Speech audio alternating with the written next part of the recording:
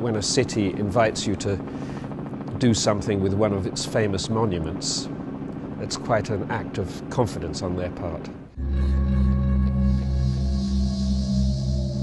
First, I was slightly nervous about it because it's quite a difficult task to illuminate a structure that was so complex. But I was also, I have to say, very honored that I was invited to do it.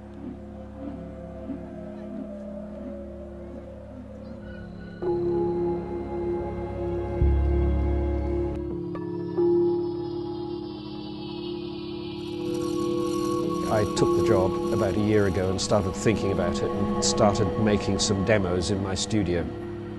Had a little model and tried making a home scale version of it. And I discovered that what seemed to work best was to not only ignore the structure but to even try to fight it, so that I wasn't really following the arches, but mostly I wanted to make something that was quite chaotic and very detailed. I found that the more detail there was, the better it seemed to work. And I didn't have very many of those. I realized that I needed a lot of new images.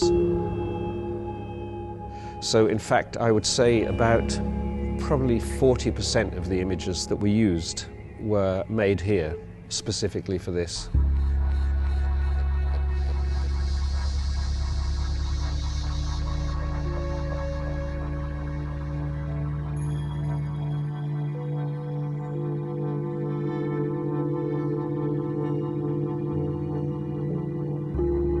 I arrived here with 3 different musical ideas.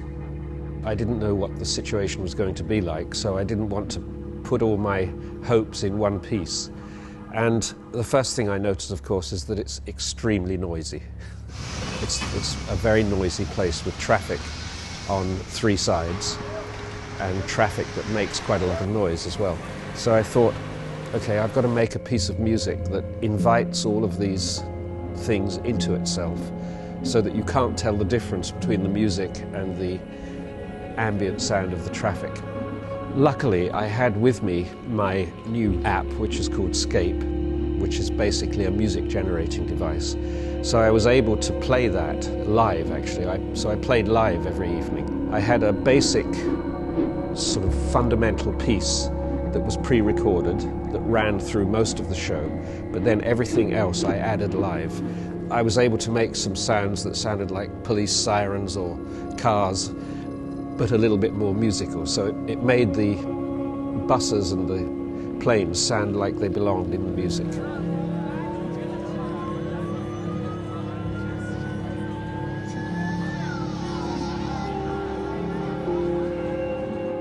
That was my idea, to try to make the whole place sound like it was music.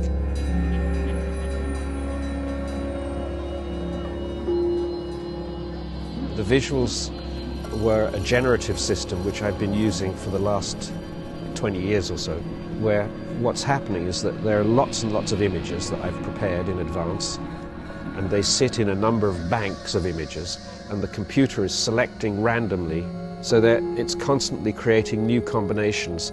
It's very unlikely that one combination of images would repeat. So you'll sometimes see the same image again, but there'll be another overlay on top of it. So it's very unlikely that you'd see exactly the same combination.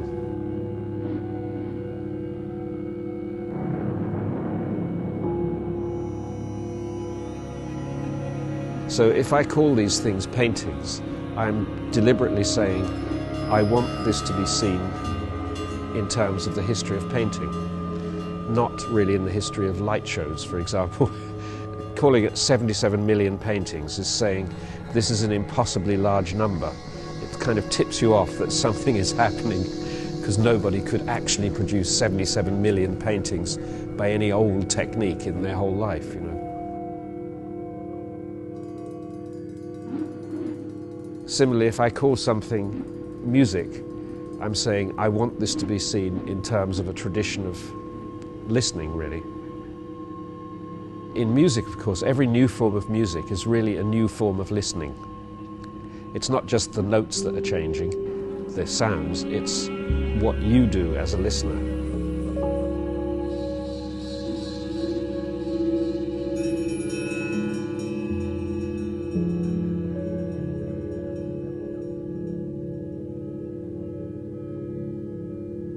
I see a different kind of artist emerging, not just now, but for the last 50 years or so. Somebody who doesn't make finished objects, symphonic pieces if you like, but who makes systems that produce work and that keep producing work. I think there's a tradition of this in music. Terry Riley is an example, Steve Reich, lots of other people. And I feel I belong to that tradition.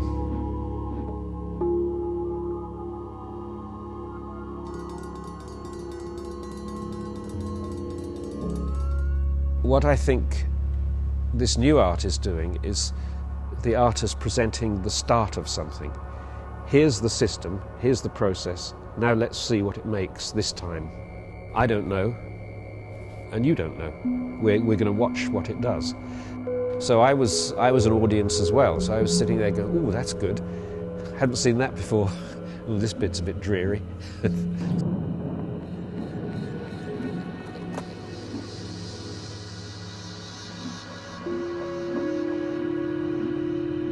One of the words that I've heard here a lot, and which I like very much, is inclusion. This is, for me, a socially powerful idea. And Brazil is one of the places where it's being worked out. How do we do that? How do we make things that include more people? And as a social ethic, it's a fantastic thought.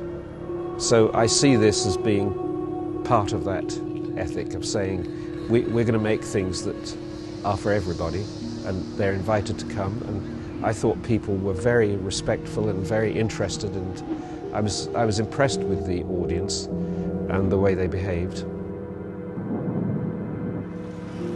Especially during the fantastic rainstorm last night, where they just stayed getting thousands of gallons of water thrown over them, and they stayed watching as the picture became steadily more indistinct.